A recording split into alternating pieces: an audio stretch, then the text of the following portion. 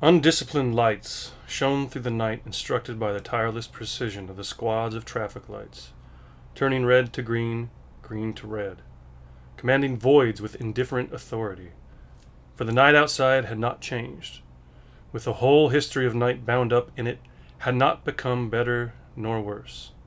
Fewer lights and it was darker, less motion and it was more empty, more silent, less perturbed, and like the porous figures which continue to move against it, more itself. That is a dense little paragraph. This is from The Recognitions by William Gaddis. Before I get into this passage, I only learned about William Gaddis maybe about a year and a half ago, and I bought his book A Frolic of His Own, and I read that pretty quickly. I like that. I like the style. I really loved how he made his characters and how he used the en dash to do dialogue, which he started right from the very beginning with the recognitions. And if you don't know what an en dash is, it's this little thing. Instead of quotation marks, you probably can't hear me. Instead of quotation marks, he uses the en dash. And I started doing that in my own writing, and it's remarkably easier to use than the quotation marks, because when you're typing and you have these thoughts and you want to type fast, the quotation marks really slow you down, especially if you have a lot of dialogue. It's very obnoxious. So I just started using the en dash too. I mean, it's a challenge for people to read because they're not used to it, and it was really hard at first for me. But I guess this comes from James Joyce, although, well, in Ulysses, James Joyce's Ulysses, he uses the en dash a lot.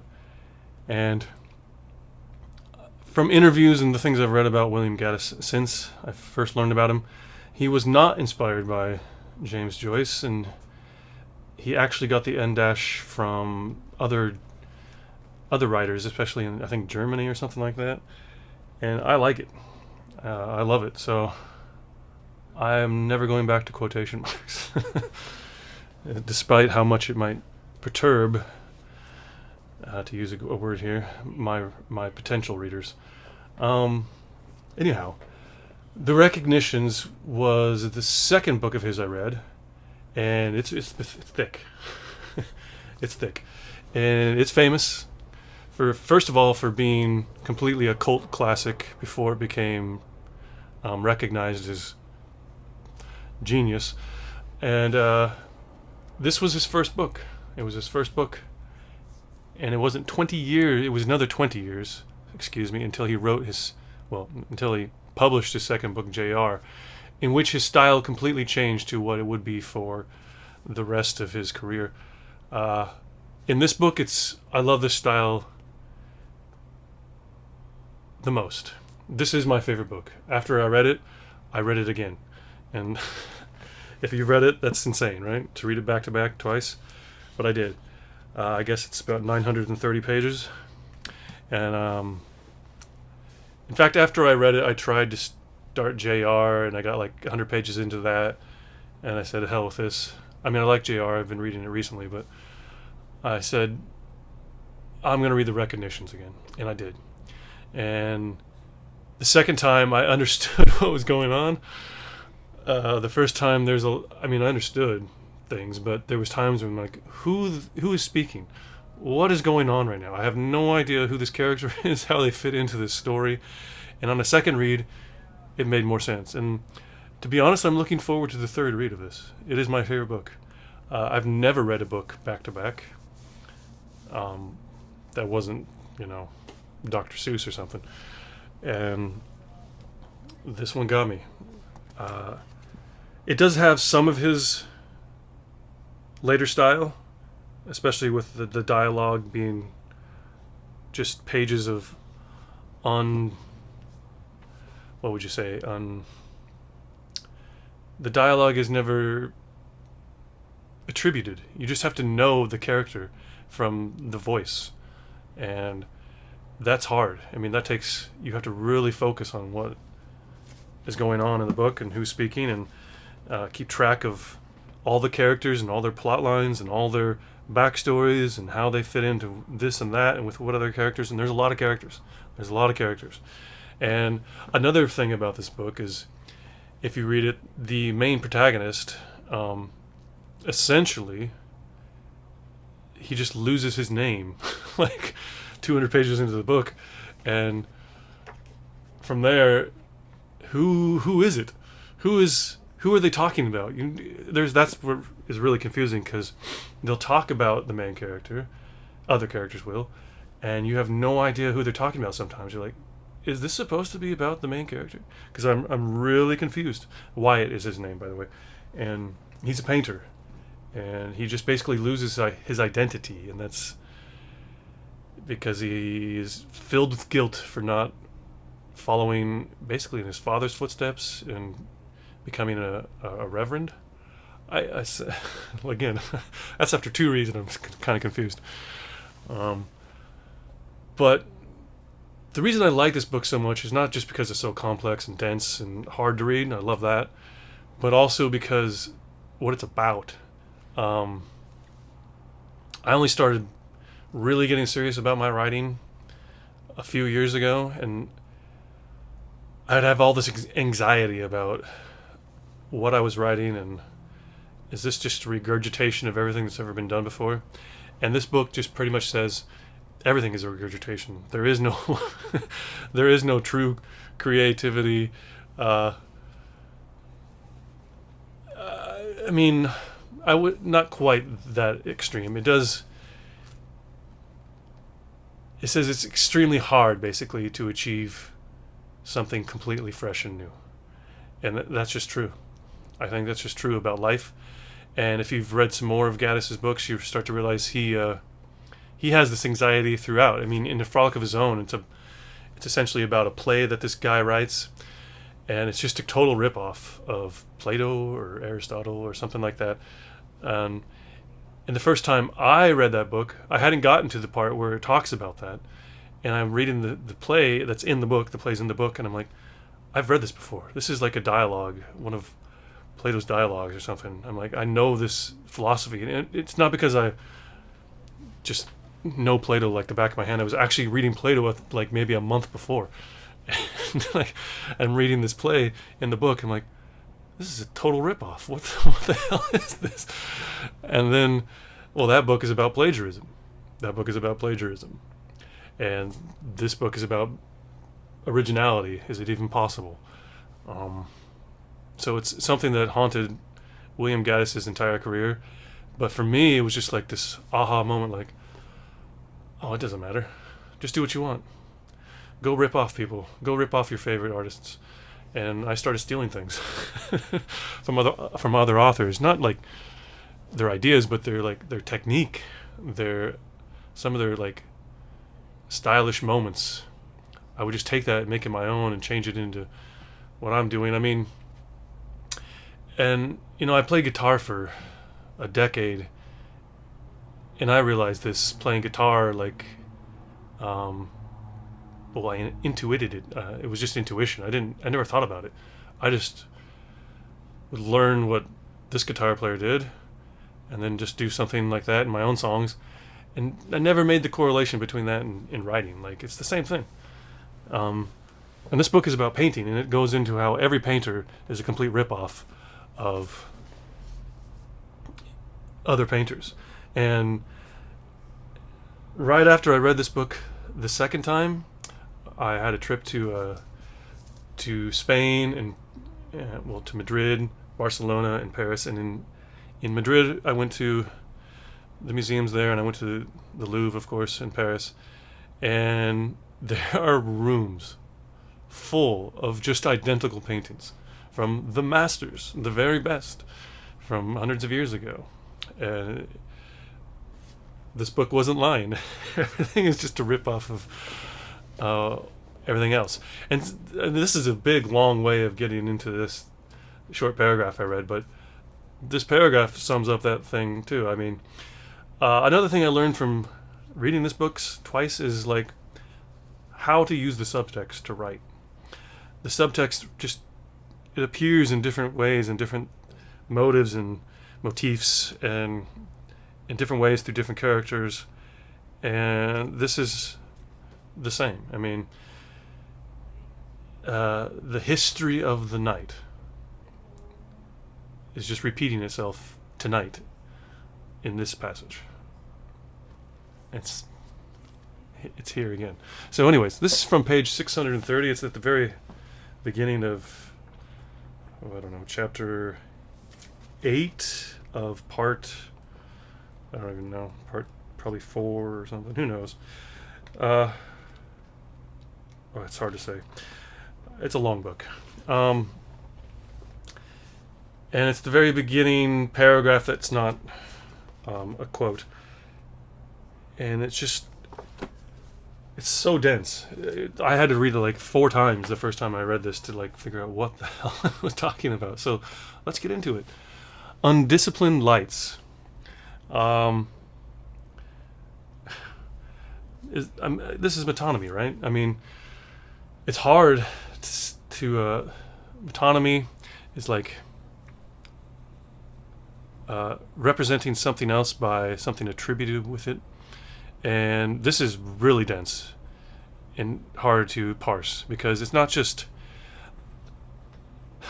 the undisciplined lights is basically people. Okay, so let's get there first. Let's figure out what we're talking about, and then we can see how we got there. So, undisciplined lights shone through the night, instructed by the tireless precision of the squads of traffic lights. So, people are driving cars, right? And their headlights. We're talking about their headlights. So the lights is like alluding to their cars.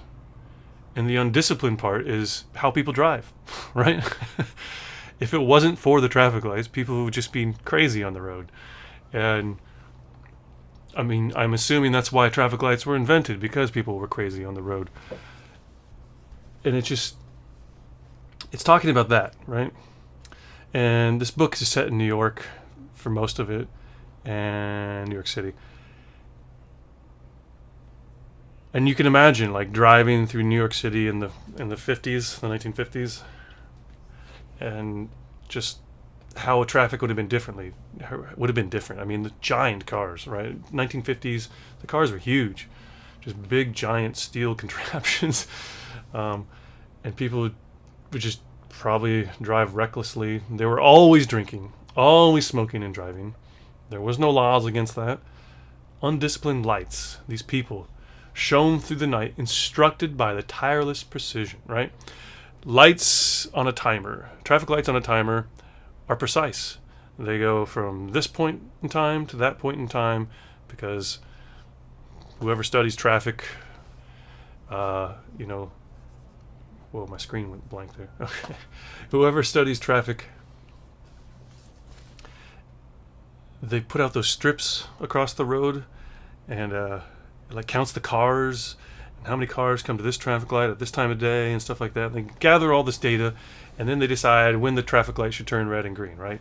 It's that kind of thing. I mean, I don't know how precise it was in the 1950s compared to today, but that's essentially what's going on here. Like, these traffic lights are run on a timer.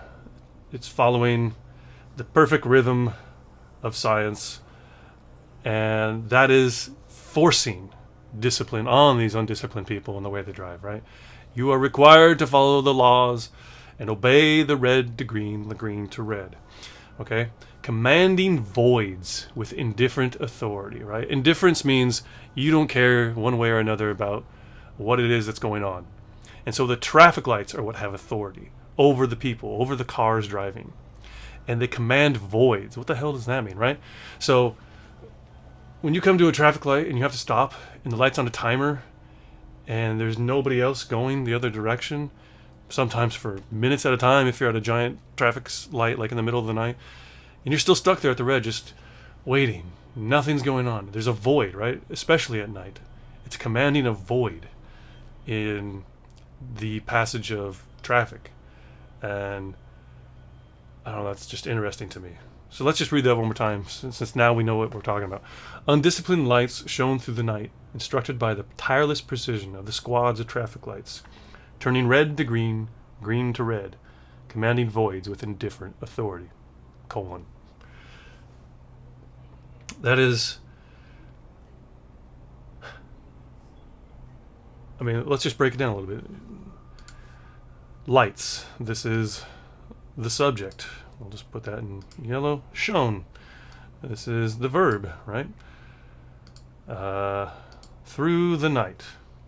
I suppose the night is the object. Okay. We have some other helping words, prepositions, and adjectives. And then instructed by.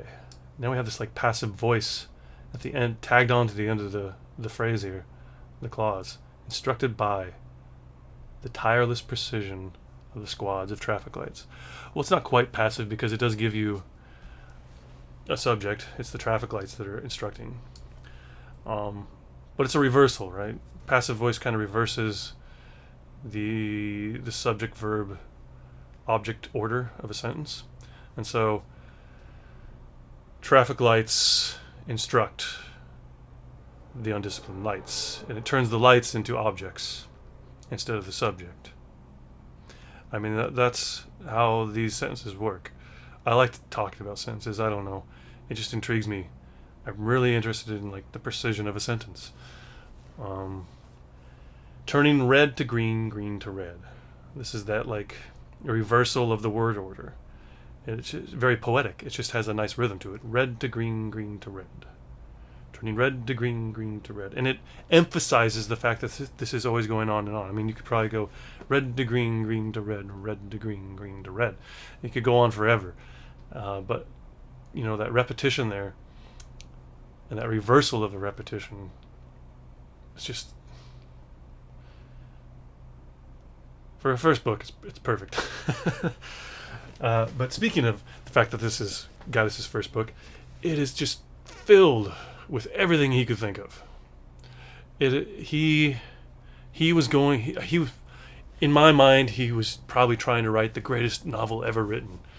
And he was reportedly pissed off when it wasn't received well in 1955. I mean, he was mad.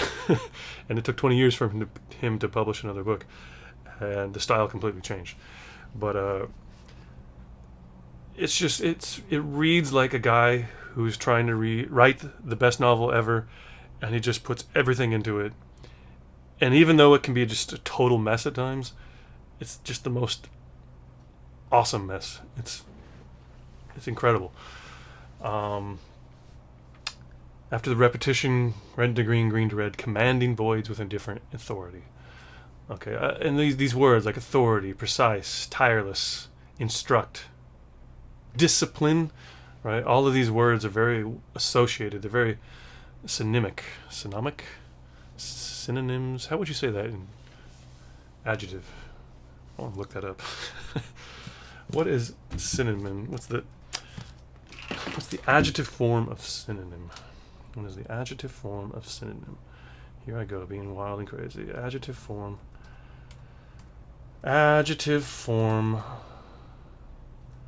of synonym.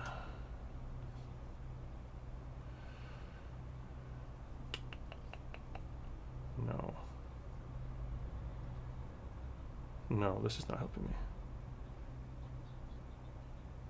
Synonymic. Is that a word? I'm gonna look it up. Synonymic, because I can't find it this way. Synonymic. Yeah, that's a word. Synonymic. Yeah. Synonymic.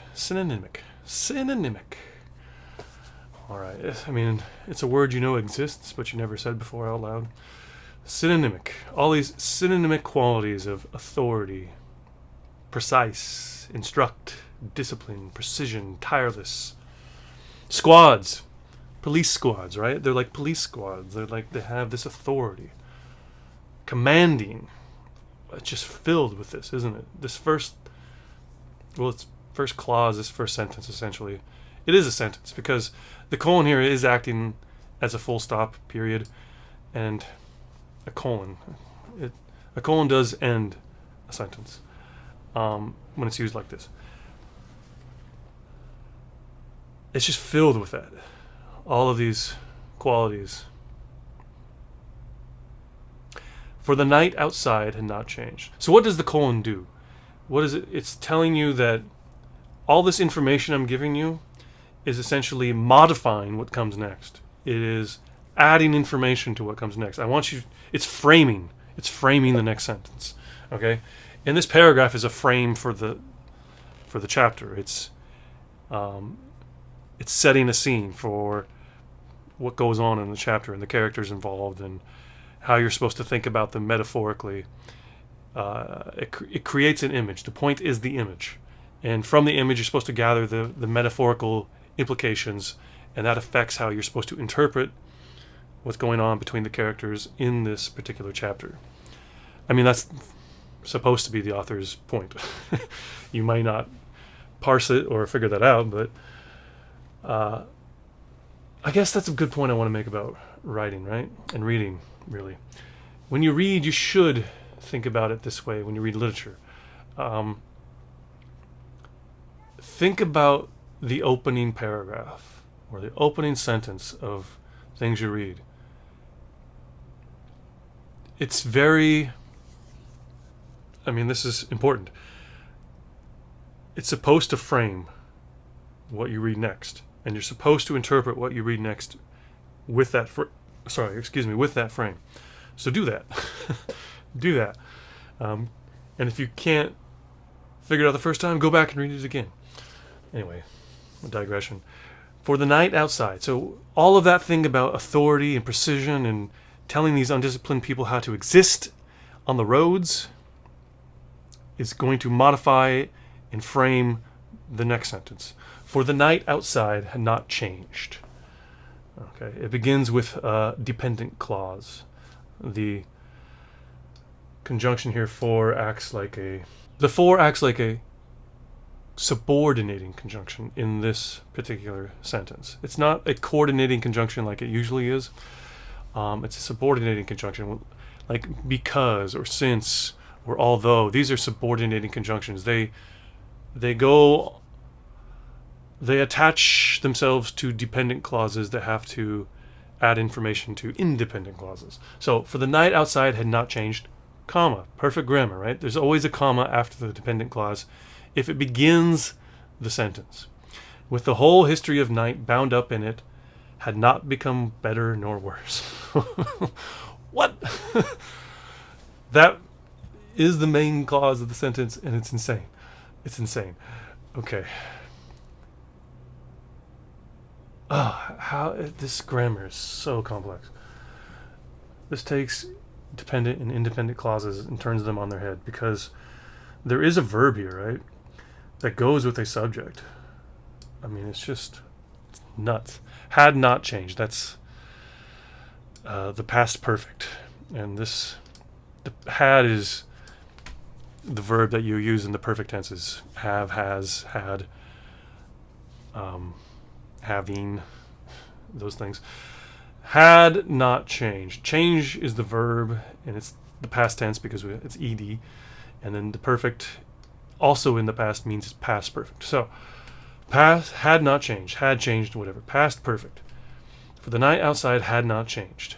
What does past perfect do? It adds like a double past to the past tense, right? So when you want to talk about things that are even in the more distant past, you use the past perfect before you talk about some other past event. And this happens all the time in storytelling because most of the time literature is written in the past tense. And so the past perfect is used to like describe a secondary past. And so we're thinking about the whole history of night. So we use the past perfect. With the whole history of night bound up in it, had not become better nor worse. Another past perfect phrase. This is so weird because it elides some words, and so you really have to figure out what is the subject and what is the verb, and how it's just so weird. This particular phrase is just the hardest part of this entire thing, I think. With the whole history of night, let's just pretend like the history of night is our subject. and bound up in it.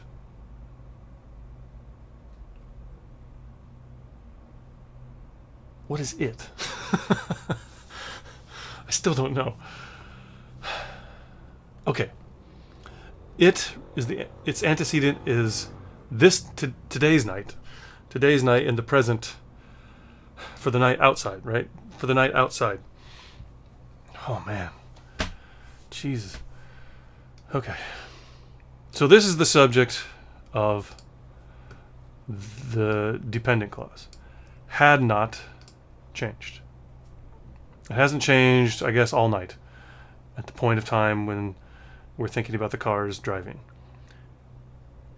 And so with the whole history of night bound up in it, this belongs to the night outside. So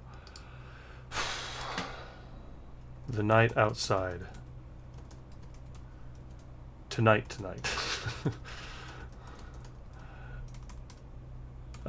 This is so dense to read.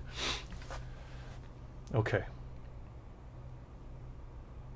So the whole history of night just like general night as like a umbrella term, like just when we think of night in terms of language or linguistics, like if we could centralize night as a core concept where everything else diverges from, and I'm trying to like describe Saussure in a simple way. It's just like night as the quality of night as opposed to everything else that's not night. This is what night is. This is the pinnacle of the metaphor night in terms of language and the use of the word night. Okay? So the whole history of that and how everything exists and what we call night and what night associates with and all the synonyms that go with night and all the inferences and things we can think about with night that are associated with it.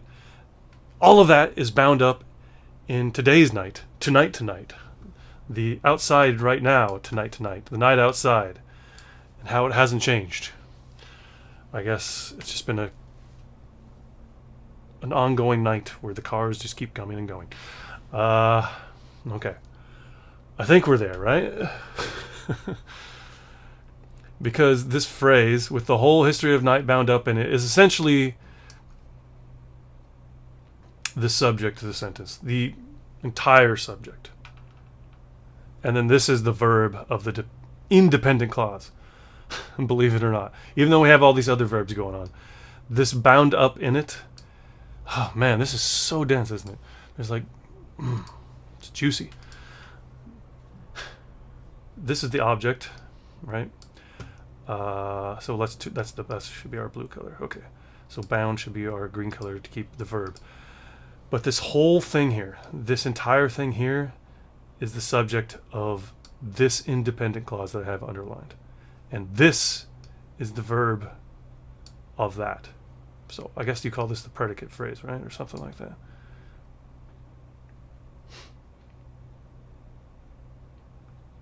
Wow. All right. So the dependent clause is talking about today's tonight.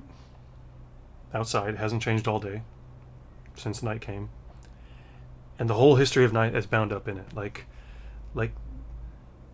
all of the Bible is bound up in today's lesson about Jesus, if you went to like church.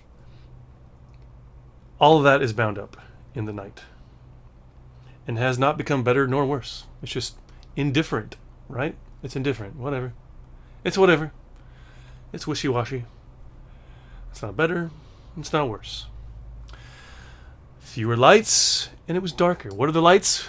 Again, this is that metonym that refers to the people driving in the cars. Okay? The fewer the people, it was just darker. Less cars on the road, it's darker. Even though there's still lights going on, it's just a little bit darker. Less motion, less driving, and it was more empty. The street is more empty. More silent. Less perturbed. I love this, how it goes back and forth between more and less, right? Instead of saying less motion, less noise, it goes more silent. less perturbed. It's just a beautiful use of these adjectives to climax. You call this climactic. Less motion, more silent, less perturbed. It has this repetition that creates a climax before you get to how it finishes, the resolve of the sentence. Okay, all of these are just modifying phrases and clauses that add more information to the whole history of night bound up in it. Okay?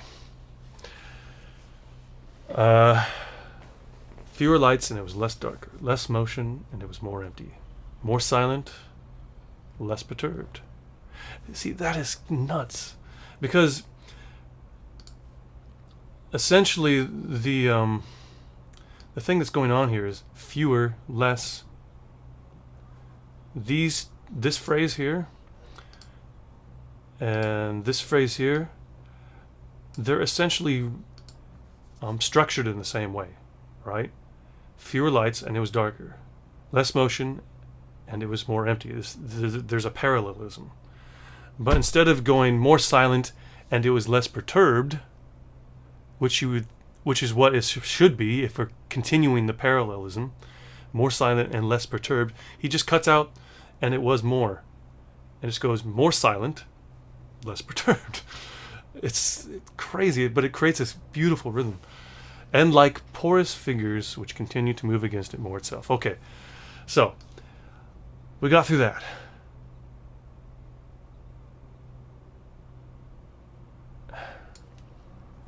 So the night, if it has fewer lights, it's less darker.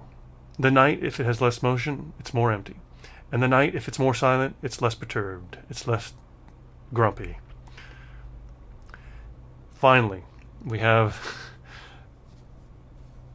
another dependent clause with a coordinating conjunction and, which comes after the comma. And like porous figures which continue to move against it, the night, the whole history of it, bound up in it, more itself. And like porous figures which continue to move against it, more itself. Now, that is just a nutty way to end this. Because so far I'm good, right? I'm good on the image of the cars driving and being dictated how to behave by the precision of traffic lights and this godlike authority given to science and the way it controls traffic and the laws that are just exist above you in this metaphorical space that you just follow even though they're not real, they're not something tangible, they're abstract. This abstraction of authority, right? There's this abstraction of authority in the traffic lights. All of that modifies the point about how the night today is just kind of blah. It's just another night of nights in the whole history of nights. If something is more chaotic, it still doesn't care. If something is less chaotic, it still doesn't care. And then it ends with, and like porous figures which continue to move against it, move against the night, more itself. I mean, this is another way of adding information to modify the night, but instead of doing fewer lights and it was less darker, less motion and it was more empty, more silent and less perturbed, it just changes the whole structure of this modifier. And like porous figures which continue to move against it, more itself. What? It's a simile, right? We have the word like, but what is the simile? What? So what is being compared, this crazy night that we're talking about, is being compared to porous figures which continue to move against this night, right? Is that what it's saying? It's just so weird. And what are porous figures? It's the people again, okay? It's the people, the figures, people. Porous. The information is dumped into them and they just blindly and obediently follow it, right? They're porous. They're like sponges. They just soak in the authority and follow the dictates. And this creates discipline on them, right? They're like children that are told what to do. You do this, you do that. Monkey see, monkey do. Or monkey see, monkey don't, right? Like, do what you're told and behave. These are the poorest figures. Again, it uses these metonymical structures to like obfuscate what the hell Gaddis is talking about. He's just talking about people. He's talking about society, right? I mean, again, this gets back to the whole point I was trying to make earlier when I introduced the book about what it's about, right? It's just nothing is new. Everything is regurgitated, including authority, including the structures of authority, right? We just regurgitate them everywhere. In the traffic lights, in our laws, in our schools, at home, how we discipline and raise children. It's all just the same again and again and again. It's the whole history of it. The whole history of authority, it could be. And we're just blindly following. And that is why there is no creativity, essentially, is, I think, the main point of this, right? There is no creativity because we're all just a bunch of stupid sponges walking around doing what we're told. And that makes everything more like itself. Take care.